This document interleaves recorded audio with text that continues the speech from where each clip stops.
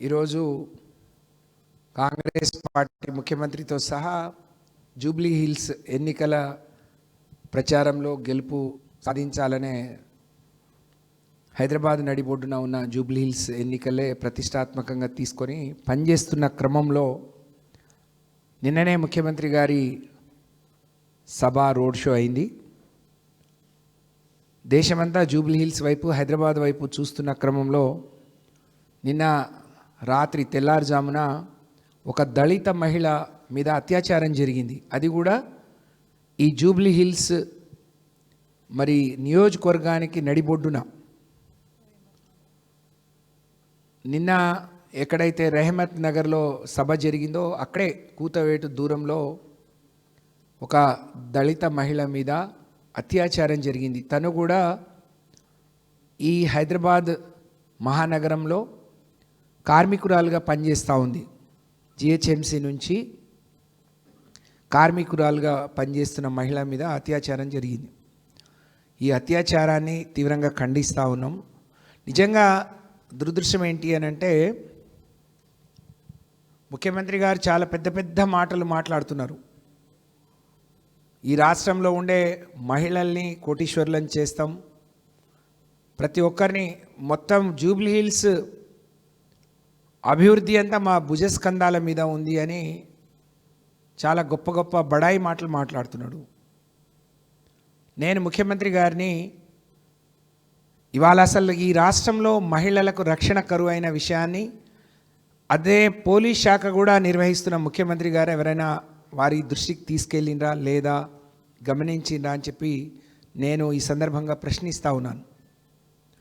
మొన్న ముఖ్యమంత్రి గారు ఒక రివ్యూ చేస్తూ హైదరాబాద్లో చెత్తను ఎవరు తీసేయట్లేరు, జిహెచ్ఎంసీను మిగతా శాఖలు కలిసి సమన్వయం చేయాలి, హైదరాబాద్లో పరువు పోతుంది, హైదరాబాద్ ఒకప్పుడు ప్రపంచ పటంలో బ్రహ్మాండమైన నగరంగా కీర్తి ప్రతిష్టలు అందుకుంటే కేసీఆర్ గారి నాయకత్వంలో కేటీఆర్ గారి ఆధ్వర్యంలో ఇంత గొప్పగా ఉన్న హైదరాబాద్ చూసి ఆ రోజు ప్రజలు ఇక్కడ ఉండే 20 సీట్లకు 20 ఆ రోజు బీఆర్ఎస్ పార్టీకి కేసీఆర్ గారికి పట్టం కట్టిండ్రు. దురదృష్టం కొద్దీ జూబ్లీ హిల్స్ శాసనసభ్యుడు సోదరుడు మాగంటి గోపీనాథ్ గారు చనిపోయి ఆయన భార్య పోటీ చేస్తున్న క్రమంలో కాంగ్రెస్ పార్టీ రాష్ట్రంలో వరదలు వచ్చినా తుఫాన్ వచ్చినా రైతులు విలవిలలాడిపోతున్నా ప్రజలు అవస్థ పడుతున్నా ఏది పట్టనట్టు ఈ ఒక్క సీటు గెలిస్తే చాలన్నట్టు మొత్తం అధికారాన్ని యంత్రాంగాన్ని మంత్రులను మరి డివిజన్కు బూతులకు 5 బూతులకు బూత్కు ఒక ఎమ్మెల్యే ఎంపీని ఎమ్మెల్సీలను దింపి ఈరోజు ఈ ఎన్నికలు గెలవాలని చూస్తూ ఉన్నారు. కానీ మిగతా రాష్ట్రాల వాళ్ళు కానీ రాష్ట్రంలో ఉండే ప్రజలు ఈ రాష్ట్రానికి ఏమైంది, హైదరాబాద్ నగరానికి ఏమైంది అని చెప్పి అడుగుతూ ఉన్నారు. ఈ రాష్ట్రంలో మహిళలకు రక్షణ లేకుండా రక్షణ కరువైపోయింది. ఎన్నికలు జరుగుతున్న క్రమంలో పోలీస్ యంత్రాంగం అంతా అక్కడే హైదరాబాద్ నడిబొడ్డున ఉన్న ప్రదేశంలో national highway Bombay Hyderabad national Vijayawada highway మీద ఇంత దారుణానికి ఒక దుర్మార్గుడు ఒడిగడితే తనల్ని రక్షించేవాడు కరువైండు అని అంటే అసలు రక్షణ వ్యవస్థ పనిచేస్తుందా, పోలీస్ వ్యవస్థ పనిచేస్తుందా, వీళ్ళ నిఘా పనిచేస్తుందా అని చెప్పి నేను అడుగుతూ ఉన్నాను. స్వయంగా ముఖ్యమంత్రి చూస్తున్న శాఖ ఇది, సిగ్గుపడాలి. మీ శాఖనే ఇట్లుంటే మిగతా శాఖల పరిస్థితి ఏంటి?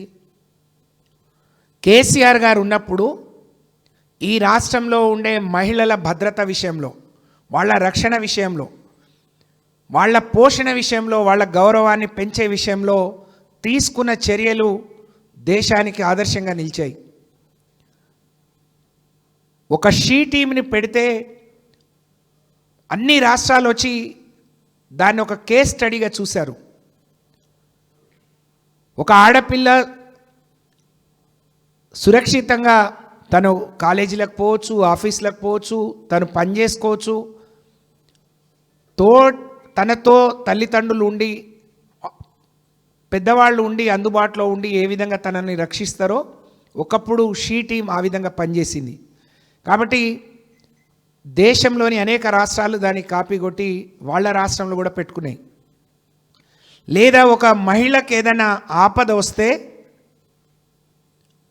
తను పోలీస్ స్టేషన్కి నేరుగా పోకుండా ఒక సఖీ సెంటర్ దగ్గరికి పోవటానికి లేకుంటే ఒక భరోసా కేంద్రానికి పోయి చెప్పుకునే వెసులుబాటు, తన ఇబ్బందులు పోలీస్ స్టేషన్కి నేరుగా పోయి చెప్పుకోలేని పరిస్థితి వస్తే ఆ కుటుంబంలో ఉండే ఇబ్బందులు కావచ్చు, లేకపోతే బయట నుంచి వ్యక్తుల ద్వారా వచ్చిన ఇబ్బందులను చెప్పుకోవటానికి మరి ఒక పటిష్టమైన వ్యవస్థను ఆ రోజు ఏర్పాటు చేసి తెలంగాణ రాష్ట్రంలో మహిళలకు తెలంగాణ రాష్ట్ర ప్రభుత్వం, కేసీఆర్ గారి ప్రభుత్వం ఒక రక్షణ కవచంలాగా ఆ రోజు పనిచేసింది. అందులో వాళ్ళతో కలిసి మేము పనిచేస్తే నిజంగా మాకు జీవిత కాలానికి సరిపడా సంతృప్తి మిగిలింది. కానీ ఇవాళ ఏమైంది? అసలు ఈ పోలీస్ శాఖ పనిచేస్తుందా? ఇవాళ అధికార పార్టీ నాయకుల అడుగులకు మడుగులు ఒత్తడానికి తప్ప నిజంగా ఈ శాఖ పనిచేయట్లేదు అని చెప్పి నేను తెలియజేస్తా ఉన్నాను. మీ అభ్యర్థి నవీన్ కుమార్ యాదవ్ గారు మాట్లాడుతూ నాకు ఓట్లు లేకుంటే వారం రోజుల్లో బీఆర్ఎస్ పార్టీ కార్యకర్తల అంతు చూస్తా, హైదరాబాద్లో లేకుండా చేస్తా అని పెద్ద పెద్ద బడాయి మాటలు మాట్లాడుతున్నాడు. నవీన్ కుమార్ గారు, ముందు నీ ఓటరు నీ నియోజకవర్గం నడిబొడ్డున ఒక ఆడపిల్ల అత్యాచారం జరిగితే మరి సిగ్గుతో తల వంచుకోవాలి. నువ్వు అసలు అలాంటి వాళ్ళని కాపాడాలి. కానీ పనిచేసుకునే కార్యకర్తల్ని, పార్టీ పేరు చెప్పుకొని పనిచేసుకునే కార్యకర్తల్ని బెదిరియటం అది నీ సంస్కారం అనిపించదు. ఎంత దుర్మార్గం ఎన్నికలు జరగబోతున్నాయి. ఒక ఆడపిల్ల పట్ల ఇంత అమానుష్యమైన ఘటన జరిగితే తనే స్వయంగా పోలీస్ స్టేషన్ పోయి కంప్లైంట్ ఇస్తే ఒక మహిళా మంత్రి, నిజంగా సిగ్గనిపిస్తుంది ఈ మహిళా మంత్రుల గురించి చెప్పాలంటే. వాళ్ళ శాఖలో ఏ విధంగా అవినీతి చేసుకుందాం, ఏ విధంగా సంపాదించుకుందాం, ఏ విధంగా కమిషన్ల కోసం మాట్లాడదామనే ఆలోచన తప్ప, నేను అడుగుతా ఉన్న ఈ మీడియా సోదరుల ద్వారా ఈ రాష్ట్రంలో ఉండే 2 మహిళా మంత్రులు ఈ రాష్ట్రంలో జరుగుతున్న మహిళల పట్ల జరుగుతున్న అత్యాచారాలను కానీ మరి ఏ రోజైనా ఖండించినరా? అక్కడికి కనీసం పోయి చూసినరా? ఇంకా దురదృష్టం ఏంటి అంటే 2 వరంగల్ ఉమ్మడి జిల్లా నుంచి ఉన్నారు. వరంగల్ కలెక్టరేట్లోనే ఒక మహిళ మీద అత్యాచారం చేస్తే కనీసం పోయి చూడని కూడా చూడలేదు, పలకరియలేదు, ఏం జరిగిందో తెలుసుకోలేదు. ఇవాళ రాష్ట్రంలో ఏ మహిళ దీనికి అతీతం కాదు. కానీ మహిళా మంత్రులు కనీసం మహిళలనే ఒక సోయి, ఒక జ్ఞానం, ఇంగితం మీకుంటే జరిగిన సంఘటన పట్ల వెంటనే బాధ్యుల మీద చర్య తీసుకునే విధంగా, ఆ మహిళల్ని ఆదుకునే విధంగా, తనకు ఒక రక్షణ ఇచ్చే విధంగా చర్యలు తీసుకున్నట్టు ఏ ఒక్క చిన్న ప్రకటన రాలేదు అని అంటే మీ పరిపాలన ఎంత దివాళాకోరు పరిపాలనో ఇవాళ అర్థమవుతుంది. ఒకవైపేమో చాలా గొప్ప గొప్ప బడాయి మాటలు మాట్లాడతారు. ఈ రాష్ట్రంలో 1 కోటి మంది మహిళల్ని కోటీశ్వర్లు చేస్తామని చెప్తున్నారు. కోటీశ్వర్లు తర్వాత చేద్దురు, ముందు రక్షణ కల్పియండి. మహాత్మా గాంధీ గారు అర్ధరాత్రి మరి ఆడపిల్ల తను క్షేమంగా తిరిగి వస్తే దేశానికి స్వాతంత్రం వచ్చినట్టు అని చెప్పారు. కానీ వాళ్ళ పట్ట పగలు హైదరాబాద్ నడిబొడ్డున అన్ని వైపులా ఆ రోజు కేటీఆర్ గారు ఈ దేశమంతా ఒక ఎత్తు అయితే ఈ హైదరాబాద్లోనే ఒక ఎత్తు మరి సీసీటీవీ కెమెరాలు పెట్టించిండు. ఇక్కడే రక్షణ లేకపోతే మీరు రాష్ట్రాన్ని ఏం ఆదుకుంటారు? రాష్ట్రాన్ని ఏ విధంగా చూస్తారు? మీరు 1 కోటి మందిని తర్వాత కోటీశ్వర్లు చేదురు, ముందు మాకు రక్షణ ఇవ్వండి, మమ్మల్ని కాపాడండి అని చెప్పి నేను ఈ సందర్భంగా కోరుతా ఉన్నాను. ఎంత అన్యాయం అండి! పరిపాలన గాలికి వదిలేసిండ్రు. మొన్న వరంగల్లో 470 మంది ఎస్సీ గురుకుల పాఠశాల విద్యార్థినిలు రాత్రంతా నిద్రపోకుండా మొత్తం నీళ్ళు వస్తాయని ముఖ్యమంత్రి గారు నిన్న అధికారుల తప్పిదమని అన్నాడు. మరి ముఖ్యమంత్రి గారు పోయి అధికారుల మీద మాట వేసింది, కానీ అధికారులు తప్ప అక్కడ ఎవరైనా ప్రజాప్రతినిధి ఉన్నారా? వాళ్లకు వరంగల్ నుంచి ఎక్కడెక్కడి నుంచి నీళ్ళు వస్తాయి, అవి ఎటుపోతాయి, ఏం చేయడం ద్వారా ఇండ్లు ములగకుండా ఉండాలి అనే ఆలోచన చేసే బుర్ర ఉన్న నాయకుడు ఒక్కరన్నా వరంగల్లో ఉన్నారా అని నేను అడుగుతున్నా. మీ ఆధిపత్యం పోరు కోసం, మీ కమిషన్ల కోసం, మీ సంపాదన కోసం తప్ప ప్రజల సంక్షేమాన్ని గాలికి వదిలేసిండ్రు, ప్రజల కష్టాల్ని గాలికి వదిలేసిండ్రు. ఇవాళ దేశానికి అన్నం పెట్టిన రైతు అయ్యో రామచంద్ర అని చెప్పి బోరున విలపిస్తుంటే మీకు సోయి లేదు. ఈ రోజు వరకు కూడా, ఈ క్షణం వరకు కూడా ఇప్పుడు వరంగల్లోని దాదాపు 50 కాలనీలు ఇంకా నీట మునిగి ఉన్నాయి.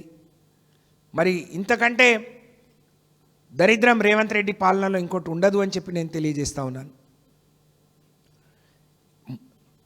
ఎన్ని సంఘటనలు మహిళల పట్ల మరి జరుగుతున్నాయి మనం చూస్తూ ఉన్నాం. నీకు నిజంగా దమ్ముంటే నువ్వు, నీ ఇంట్లో తల్లి, నీకు భార్య, అక్క, చెల్లి ఉంటే నవీన్ కుమార్ గారు కానీ ఈ రాష్ట్ర ప్రతినిధులు ఎవరైనా పోయి తనను ఓదార్చి తనకు కొంత సానుభూతి చూపించి ఆ కుటుంబాన్ని ఆదుకునే ప్రయత్నం చేయాలి. కానీ ఈరోజు వరకు ఆ ప్రయత్నం ఏది జరగలేదు. ఇది చాలా దురదృష్టకరం. నేను ప్రభుత్వాన్ని కోరుతా ఉన్నాను, వెంటనే ఆ నిందితుడిని తను పోయి స్వయంగా చెప్పింది, అప్పుడు ఏదో పట్టుకొచ్చినట్టు తెలిసింది, కానీ కఠినంగా శిక్షించాలి, ఆ కుటుంబాన్ని అన్ని రకాలుగా ఆదుకోవాలని చెప్పి నేను ఈ సందర్భంగా తెలియజేస్తా ఉన్నాను. రాష్ట్ర ముఖ్యమంత్రి గారు అంటే మొన్ననే మేమందరం మాట్లాడినాం, ఈ రాష్ట్రంలో ఐఏఎస్ ఐపీఎస్ ఆఫీసర్లు మహిళలు పనిచేయలేక ఇబ్బంది పడుతున్నారు, మంత్రుల ఇళ్లకు పిలిపించుకుంటున్నారని. అంటే సరే, మహిళా మంత్రుల గురించి మీరు ఎట్లా ప్రవర్తించారు, ఏ విధంగా అర్ధరాత్రి పోలీసులు పంపించారు అనేది మేము చూస్తూ ఉన్నాం. ఐఏఎస్లకే లేని గౌరవం సామాన్యులకు ఏ విధంగా ఉంటుంది అంటే మేము అంచనా వేసుకోవాలి. మీ నుంచి మేము ఈ రాష్ట్రంలో ఉండే ఏ ఒక్క మహిళ ఈ ప్రభుత్వం మనకు అండగా ఉంటుందని కానీ, రక్షణగా ఉంటుందని కానీ, ఏదైనా కష్టం వస్తే ఆదుకుంటుందని కానీ ఆశించే పరిస్థితి మరి లేకుండా పోతూ ఉంది.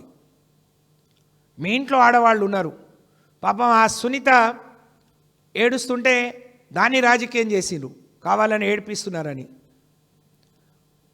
ఒక ఆడపిల్లకు భర్త చనిపోయి 3 నెలలు గడవక ముందు ప్రజల్లో వచ్చి మళ్ళీ పోటీ చేయాలి, అందరిని ఎదుర్కోవాలంటే ఆమె మానసిక స్థితి ఏ విధంగా ఉంటుందో అర్థం చేసుకున్న వాళ్ళకు ఉంటుంది. మీలాంటి మూర్ఖులకు ఎంత చెప్పినా అర్థం కాదు. కానీ మీరు అందరికందరు కట్టగట్టుకొని హైదరాబాద్లో ఉండి జూబ్లీ హిల్స్ ఎన్నికల్లో పాల్గొన్న మీ ఓటమి ఎప్పుడో ఖాయమైపోయింది. మీరు ఎప్పుడో నైతికంగా ఓడిపోయినరు. నిన్న అజారుద్దీన్ని మీరు మంత్రి చేసిన రోజే గెలవటానికి కావలసిన అన్ని ఏర్పాట్లు చేస్తున్నారు, ఒక్కొక్కటి కూడగడుతున్నారు. అందులో భాగమే మరి రాష్ట్రంలో అందరినీ మోసం చేసినట్టే. ఎన్నికలప్పుడు 1 కోటి మంది మహిళల్ని కోటీశ్వర్లు చేస్తామన్నారు. అవ్వకు 2,000 సరిపోతుందా, 4,000 ఇస్తా అన్నారు. మహాలక్ష్మి కింద 2,500 ఇస్తా అన్నారు. అత్తకిస్తే సరిపోయిందా, కోడలు కొద్దా అన్నారు. ఒకవైపు మేము ఆర్టీసీ ఫ్రీ అని, ఆడపిల్లలకు ఆర్టీసీ ఫ్రీ అని చెప్పిను. కానీ ఎప్పుడో పండగలకో, తల్లిగారింటికో, గుడికో, గోపురానికో 6 నెలలకో, సంవత్సరానికి ఒక మహిళ బయటికి వెళ్తుంది, మీ ఉచిత ప్రయాణం చేస్తుంది. కానీ రోజు తిరిగే ఆ కుటుంబ సభ్యుడికి మీరు డబుల్ ఛార్జీలను పెంచి దండుకుంటున్నారు. కుడి చేయితో ఇచ్చినట్టు చేసి ఎడమ చేయితో డబుల్ దండుకుంటా ఉన్నారు. అది ప్రజలు గమనిస్తూ ఉన్నారు. అంటే ఇప్పుడు అజారుద్దీన్ గారిని కూడా మరి మైనార్టీ సోదరులను కూడా ఇదే విధంగా మోసం చేయాలి అని అప్పుడు అన్ని వర్గాలను మోసం చేసిరు. ఎస్సీ ఎస్టీ దళితులకు మోసం చేసిరు, బీసీలకు రిజర్వేషన్ ఇస్తా అని మోసం చేసిరు. ఇవాళ లంబాడీ సోదరులనేమో మరి మీ పార్టీలో ఉండే కొంతమందితోని వీళ్ళు లంబాడీ జాబితాలో లగచర్లలో ఎదురు తిరిగిన కోపం మనసులో పెట్టుకొని రేవంత్ రెడ్డి గారు ఇవాళ లంబాడీలు కంటి మీద కొనుక్కు లేకుండా ఈ రిజర్వేషన్ నుంచి తీసేయాలని చెప్పి ప్రయత్నం చేస్తూ ఉన్నాడు. ఎందుకంటే లంబాడీలు నేను చెప్పినట్టు వినాలి. లగచెర్లలో ఇంత తిరుగుబాటు వచ్చి దేశమంతా నాకు మొట్టికాయలేసే పరిస్థితి వచ్చింది. కాబట్టి ఈ పరిస్థితి తీసుకొచ్చిన లంబాడి బిడ్డలను నేను ఇబ్బంది పెట్టాలనే ఒక ఏకైక లక్ష్యంతోని కుట్రతోని మరి రాష్ట్రంలో ఉండే లంబాడీలందరి మీద తీర్చుకునే ప్రయత్నం చేస్తూ ఉన్నాడు. ఆ రోజు ఉన్న కార్పొరేషన్లకు అదనంగా నేను సంత్ సేవాలాల్ కార్పొరేషన్ ఇస్తా అన్నాడు, కొమరం భీమ్ కార్పొరేషన్ ఇస్తా అన్నాడు. అవన్నీ పోయినాయి. ఈ గడిచిన రెండేళ్లలో గిరిజన సంక్షేమానికి ₹1 ఖర్చు పెట్టలేదు. ఇప్పుడేమో మైనార్టీలు గుర్తొచ్చిండు. మరి ఉన్న 1,00,000 పై చిలుకు ఓట్లు ముస్లిం కాబట్టి అజారుద్దీన్ని మంత్రివర్గంలో తీసుకుంటే వస్తాయని రేవంత్ రెడ్డి గారు భ్రమపడుతున్నారు. మరి అంత ఓట్లు అప్పుడే పడి ఉంటే అజారుద్దీన్ గారు అప్పుడే గెలిచేవాడు కదా.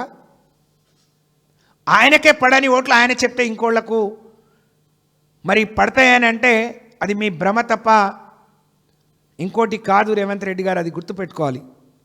అజారుద్దీన్ గారు ఒక మైనార్టీ బిడ్డ, భారతదేశానికి నాయకత్వం వహించినోడు, మేము గౌరవిస్తాం. కానీ హైదరాబాద్లో ఏ ముస్లిం కన్నా కష్టం వస్తే ఇది వాళ్ళ కష్టం తీర్చమని ఎవరి దగ్గరైనా తీసుకుపోయి అడిగిన దాఖలాలు ఉన్నాయా? ఆ పని ఎప్పుడైనా అజారుద్దీన్ చేసిందా? ఆయనను ఒక సెలబ్రిటీగా చూస్తారు కానీ ప్రజానాయకుడు కానీ ప్రజల అవసరాలు తెలిసిన నాయకుడిగా ఎవరైనా చూస్తారా అని నేను అడుగుతా ఉన్నాను. మీరు ఒక మహిళ పోటీ చేస్తుంటే నానా యాగి చేస్తూ ఉన్నారు, పిల్లల మీద కేసులు పెడుతున్నారు. ఆమె ఏడిస్తే మరి నాయకులే ఏడిపిస్తున్నారు, దొంగ ఏడుపులు అంటున్నారు. మన ఇండ్లలో కూడా మనకు ఇవన్నీ జరుగుతాయి. అప్పుడు మీ తల్లియో మీ అక్కో చెల్లో ఏడిస్తే ఇలాంటి ఏడుపనే మీరు అంటారా? ఇదా మీ సంస్కారం? ఇదంతా పక్కన పెడదాం. కానీ వాళ్ళ రాష్ట్రంలో జరుగుతున్న ఈ మహిళల మరి మానభంగాల పట్ల నిజంగా ఎంత దారుణం. హైదరాబాద్ నడిబొడ్డున ఒక ఉద్యోగం ఎక్కడి నుంచో వచ్చి బతకడానికి తెలియక కాదు, రోజు పొద్దున్న లేచి పని చేసుకునే దారిలో ఆ పరిస్థితి ఎదురైంది అని అంటే ఇవాళ పని చేయడానికి ఎవరు ముందుకు వస్తారు? కేసీఆర్ గారు ఇదే మరి జిహెచ్ఎంసీ కార్మికులందరినీ వాళ్ళకి ఆ రోజు సలాం చేసి వాళ్ళ జీతాలు పెంచి వాళ్ళ గౌరవం పెంచి మీరు గౌరవంగా ఉండాలని చెప్పి అవకాశం ఇస్తే ఈరోజు వాళ్ళు బయటికి వస్తే భయపడే పరిస్థితి. ముఖ్యమంత్రి గారే స్వయంగా మరి చెత్త తీసేవాడు లేడు, సమన్వయం చేసుకొని పని చేసేవాడు లేడు అని చెప్తున్నారు. ఈ క్రమంలో ఆ పనికే వస్తున్న ఒక తల్లి పట్ల ఇలాంటి అమానుష్యం జరగటం నిజంగా చాలా శోచనీయం, చాలా మరి దుర్మార్గం. రేవంత్ రెడ్డి గారు నేను ఇందాక అన్నట్టు అందరికీ అన్నీ ఇస్తాను, ఆశా వర్కర్ల జీతాలను నేను కనీస వేతనానికి తీసుకెళ్తా అన్నాడు. వాళ్ళు ఇక్కడికి వచ్చి దీక్ష చేస్తే వాళ్లను ఆగమాగం చేసి వాళ్లను అరెస్టులు చేసి అమానుష్యంగా ప్రవర్తించిండు. అంగన్వాడీ టీచర్లకు 3 సార్లు కేసీఆర్ గారు ఆ రోజు 4,000 జీతాన్ని 13,800కు పెంచి అన్నిసార్లు గౌరవించుకుంటే వాళ్ళకు మీరు 18,000 చేస్తా అని చెప్పిండు. అడగటానికి వస్తే వాళ్ళను కూడా పోలీసులతో ఈడ్చి వాళ్ళని ఇబ్బంది పెట్టిండు. కార్మికులు మరి హైదరాబాద్ కోవిడ్ అప్పుడు మనం ఇవాళ ఆరోగ్యంగా కోవిడ్ నుంచి రక్షించబడ్డామంటే ఇది కేవలం హైదరాబాద్లో లేకుంటే గ్రామ పంచాయతీలలో పనిచేసే కార్మికులకు మరి సలాం చేస్తూ కేసీఆర్ గారు వాళ్ళ జీతభత్యాలు పెంచి వాళ్ళని గౌరవించుకుంటే ఇవాళ వాళ్ళకు రక్షణ లేని పరిస్థితి మరి నిజంగా చాలా దారుణం, చాలా శోచనీయం. ఒక్కరోజు రేవంత్ రెడ్డి గారు మరి ఇన్ని సంఘటనలు జరుగుతున్నాయి, ఆడపిల్లల మీద అత్యాచారాలు జరుగుతున్నాయి, మానభంగాలు జరుగుతున్నాయి, వాళ్ళకు రక్షణ లేకుండా పోయింది. అసలు ఏం జరుగుతుంది అని మీకు అవగాహన లేకపోయినా సీనియర్ ఐపీఎస్ ఆఫీసర్లు ఉన్నారు. గతంలో పనిచేసి ఈ రాష్ట్ర ప్రతిష్ట పెంచిన కేసీఆర్ గారి దగ్గర పనిచేసినప్పుడు ఈ రాష్ట్ర ప్రతిష్ట పెంచే వరకు పెంచడానికి ఎనలేని కృషి చేసిన అధికారులు ఉన్నారు. వాళ్ళకు బాధ్యత ఇవ్వండి. మీతోని కాకపోతే మరి ఏ విధంగా చేయడం ద్వారా వాళ్ళకు రక్షణ ఇవ్వచ్చు, మరి వాళ్ళకు భద్రతని ఇవ్వచ్చు, మరి ఉన్న సెంటర్లన్నీ పనిచేస్తున్నాయా లేదా, వాళ్ళని ఎవరు నిర్వహిస్తున్నారు, ఒక్కరోజు సమీక్ష చేసిన పాపానికి మీరు పోలేదు. దీని మూల్యం తప్పకుండా ఇవాళ జూబ్లీ హిల్స్ ప్రజలు మీకు మూట చెప్తారు, ఖబర్దార్ అని చెప్పి తెలియజేస్తా ఉన్నాం. ఇప్పటికైనా మా గురుకుల విద్యార్థినులు కూడా, గురుకుల అక్కడ రక్షణ లేదు, స్వయంగా ఇక్కడ ఉండే జ్యువెనల్ హోమ్లో పిల్లలకు రక్షణ లేదు, ప్రభుత్వ సంస్థలో పనిచేసే ఉండే పిల్లలకు కూడా రక్షణ లేదు. అలాంటి మరి కలెక్టరేట్లో పనిచేసే వాళ్ళకు రక్షణ ఉండదు. మరి నిన్న ఇలాంటి సంఘటన జరిగితే ఎన్నికలు జరుగుతున్నాయి, ఇప్పుడు కూడా అంత సోయి లేకుండా, అంత భయం లేకుండా దాని మీద ఒక ప్రకటన చేయకపోవడం నిజంగా శోచనీయం. దీన్ని తీవ్రంగా ఖండిస్తూ మహిళా మంత్రులు ఇవాళ మంత్రులుగా ఉండొచ్చు, రేపు పోవచ్చు, కానీ చాలా గొప్పలు, చాలా నీతులు, మేము చాలా ఉద్యమాలు చేసి వచ్చినామని చెప్పే మీరు ఒక సాటి మహిళ, ఒక దళిత మహిళ పట్ల ఇంత అమానుష్యం జరిగితే కనీసం పలకరించి మేము ఒక మంచి వాక్యం, మంచి ఒక భరోసా, ఒక నమ్మకాన్ని ఇవ్వలేకపోతున్నారు అంటే మీ పనితీరు ఏందో మన ప్రజలు అర్థం చేసుకోవచ్చు అని చెప్పి నేను ఈ సందర్భంగా తెలియజేస్తూ ఉన్నాను. ఇవాళ ప్రజలందరూ కోరుకుంటా ఉన్నారు, ఇవాళ ఎక్కడికి పోయినా మళ్ళీ కేసీఆర్ రావాలి, కేసీఆర్ వస్తేనే ఈ రాష్ట్రానికి శ్రీరామ రక్ష. ఆడపిల్లల విషయంలో ఆ రోజు చాలా గొప్పగా అన్ని రంగాలు ఒక తండ్రి మనసుతో మరి అందరినీ కాపాడుకున్న నాయకుడు, అందరినీ గొప్పగా చూసుకున్న నాయకుడు కేసీఆర్. ఆయన అంటాడు, నేను నల్లమల్ల అడవిల నుంచి వచ్చిన, అందరినీ తొక్కుంటూ వచ్చిన, మరి ఆ తొక్కుడు ఇలా అడ్డదారిలో వచ్చుడు, మరి ఈ సంపాదించుకోవడం, పర్సెంటేజీలు తీసుకోవడం, వీటి మీద ఉన్న శ్రద్ధ, వీటి మీద ఉన్న మనసు, పరిపాలన మీద 10వ పైసా అంతైనా మీరు పాలకులుగా ఉన్నారు కాబట్టి పెట్టి ఉంటే బాగుండేది. ఇప్పటికే మిమ్మల్ని చీ కొడుతున్నారు. ఒక అమ్మ ప్రశ్నించింది ఒక పెద్ద మనిషి మంత్రిని, ఏమయ్యా నువ్వు 4,000 ఇస్తా అన్నావు, 2 ఏళ్ళు అయింది, ఎటో పోయినావు, ఏంది ఇప్పటివరకు ఇవ్వలేదు అని. ఆయన నోటి ఇదేందో, ఆ దుర్మార్గుడి నోటి వాక్యేందో కానీ కేసీఆర్ కళ్యాణ లక్ష్మి 1,116 ఇస్తే సరిపోద్దా, నేను 1 తులం బంగారం ఇస్తా అన్నాడు. షాదీ ముబారక్ సరిపోతుందా, నేను 1 తులం బంగారం ఇస్తా అన్నాడు. అది 1,00,000 దాటింది.